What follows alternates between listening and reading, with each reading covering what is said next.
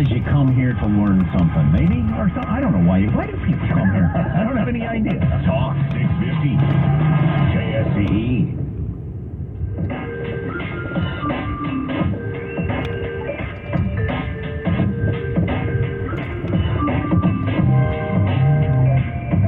Welcome back to the Ramsey Show. I'm Ken Coleman. Jade Warshaw joins me.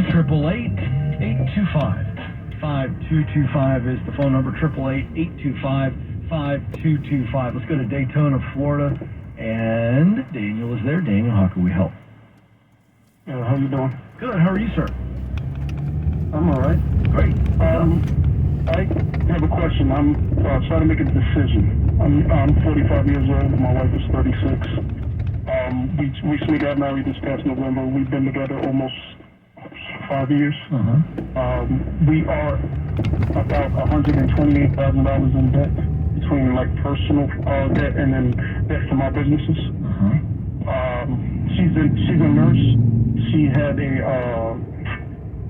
nursing supply store that she had in the business before, and that failed. So we have debt from that. I'm a barber, and I have a CDL. So I've been the past, say, 2-3 years, I've been jumping in and out of barbering and trucking, trying to decide which field I want to stay in. Okay. And I'm in the same situation. Like I'm right now with the debt. I'm scared. I'm a little nervous, and I'm about to jump back into trucking, and I really don't want to, but that is like steady income for me. How much I'm passionate more? about the barbering. How much more does the trucking allow you to make than if you were to stay in the barbering?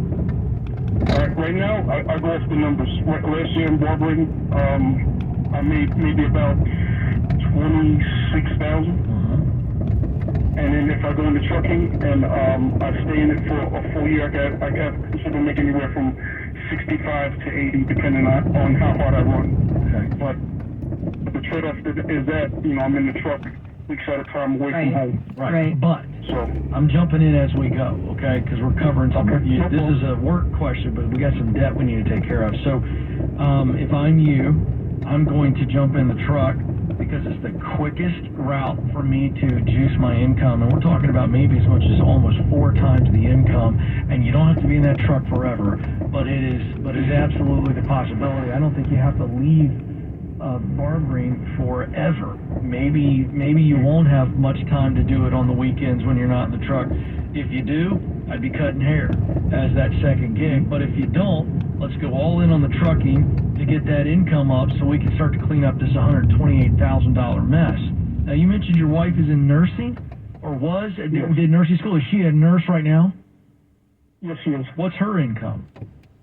Don't know off the top of my head, but I can tell you what she for 2 weeks. Her last paycheck for 2 weeks was deposited was $2,500. Okay, so around $5,000 a month. Yes. And you don't know this because I'm guessing you guys aren't on a budget, or am I wrong? No, you're right. You're correct. All right. So I'm going to bring Jade in here and let's walk through these numbers because we got to pay the 128 off. But do you understand what I'm saying? Are you with me on the trucking thing? That's not a long-term play, but that's your best short-term play? Yes, and I just needed somebody to confirm that because I was feeling, conflicted about it. But, hearing you say that, it reassures me. And I get it. You love being a barber, right? Yes. But listen, this time in the truck is going to allow you to figure out what is it that I'm going to have to do differently next time around to make more than $26,000 because you're worth way more than $26,000. And so we got to figure out how to do that better next time around. And it might be, after we get this debt paid off, it might be staying in the truck a little bit longer to figure out how do I turn that business into more money. But Jade, I know you wanted to jump in. Because here's what I'm thinking. I'm thinking we have an opportunity to test 2 concepts right now. I agree. Number one, if you for the year just started, right? We're still pretty fresh and new in this new year. If you do the driver thing and you hit somewhere in the middle and you make $70,000 a year, and your wife's a nurse, she's making $60,000 a year, so you're at $130,000. If you live like you're only making $26K on that barber money, and you use everything else to start paying off this debt, and you're out of debt in the next 2.5 years, or I'm sorry, in the next 1.5 years, you'll know then that when you're done paying off this debt, okay, I can, if we wanted to take the financial hit and me strike out as a barber, I know I have this baseline of customers and I can just build from there. At least you'll know financially you can do it because you've been doing it the last 1.5 years to pay off debt. So there's part of me that's like, hey, that's really great. Then the other part of me, I'm just wondering, I'm not passing a judgment, but I feel like $60K is low for a nurse right now. Am I wrong? Am I right? Does it depend on the area? It definitely depends on the area. Right now, we're not actually in Daytona. We just said that because they asked for the closest major city. Right. Mm-hmm. It also depends on the type of nursing. What is she doing, and where is she doing? She is a traveling nurse. Like she stays local, but she goes to the patients' homes and like geriatrics. She just checks on them. Okay. So that's, and again, I'm not an expert on this part, but I think the geriatric nursing and kind of that local thing is somewhat limiting. She has definite room to grow in her income. But the point here is, what I think can happen, especially in your area, I think you can live off of your income, 70, and I think you guys can put 60,000 on this debt every year, and I think you're out of debt in 2 years, in 1.5 years, 2 years. I agree. Daniel, how does that hit you? There's one more element to the puzzle. Is it your wife working extra overtime hours? No. It's not? No, we just found out. We just found out that she is 8 weeks pregnant, so we're expecting another child. Oh. We already have a 4-year-old. Okay. All right. So even more fuel under the fire. Yeah. Now here's where this turns this in a frustrating direction, possibly for you. I want you, until your wife has this baby, I want you to pause these efforts because I want to make sure you stack up as much money as possible. Now here's the thing, and I feel like I have to be very, very clear on this. You're pausing, you haven't even started a debt snowball yet. But if you hadn't told me about the baby, I would have said, okay, you're doing your debt snowball, you're living on, the 70,000, you're throwing 60,000 a year at this thing. Because what I want to clarify here and be really just hear me so clearly. So many times people call in, they've already started their debt snowball and they just want to know where to go next, but they're having a baby, so we tell them to pause the debt snowball in order to stack up money. We call it stork mode. Stack up money until the baby comes. Make sure you can pay, for all the costs associated with the baby. And then when the baby's home and healthy, you guys take whatever money is left, throw it on the debt, and keep the debt snowball going. In your situation, Daniel, you're going to have to be doubly diligent because you haven't even really gotten started yet. You haven't even really gotten on a budget yet, and it could be very easy for you to just kind of lull back into your old ways coming off of this call because you're like, well, I guess I can't start the baby steps yet. I can't really do anything, so they until all the do that baby's here. gone, They so all run the lights. Don't do that, okay? Mm-hmm. Don't do it. I want you to stack up money as though you were going to put it on the debt. How much? With equal intensity. What do you think the number is for him? I think they live off of his income. No, I know, but how much is he saving for stork mode? What do you think All that of it. number is? I think I don't think he's touching his debt snowball. I understand, but what's he saving per month based on this? You're saying everything outside of their bills? Basically. Okay. Whatever right. he would have put on the debt snowball. Right. Okay. Whatever you would have put on the debt good. snowball, you're saving it, put it in a high yield savings account, and everything goes well. We're praying baby goes well, mama goes well, everything is good, and all you're on the hook for is your deductible, which is probably $5,000 or $7,000, whatever it is. And then all that extra money that you've been saving up over the course of these months, when everybody comes home safely, you're throwing it at the debt, and it better be a lot. Yeah. Now that's $130,000 if you get in the truck. So, and she's got to work too. And here's the thing. You have got to get in the budget. You've got to budget and save. Those are the two things that Jay told you to do. Budget so that you can save, and then you take on the debt snowball. But I'm going to tell you one other thing, brother. You've got to commit. No more debt on businesses. No more borrowing. No more. You took in way too much debt. You can get out of this, but you're going to be cutting it out for a couple of years. That means you're in the truck. Yeah. When you're out in the truck, you're clipping some hair. And that's just how it goes until you get out of this. And you can do it, my friend. Appreciate the call. This is the Ramsey Show.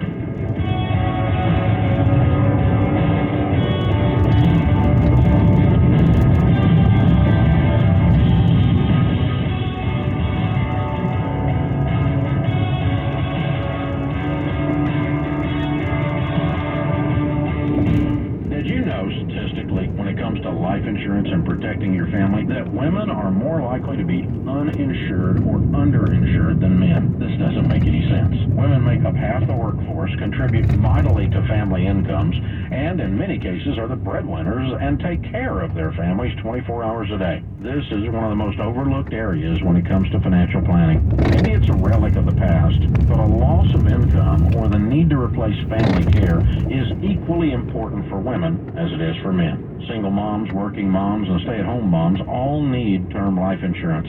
Rates are actually lower for women, which is why I send you to Xander Insurance.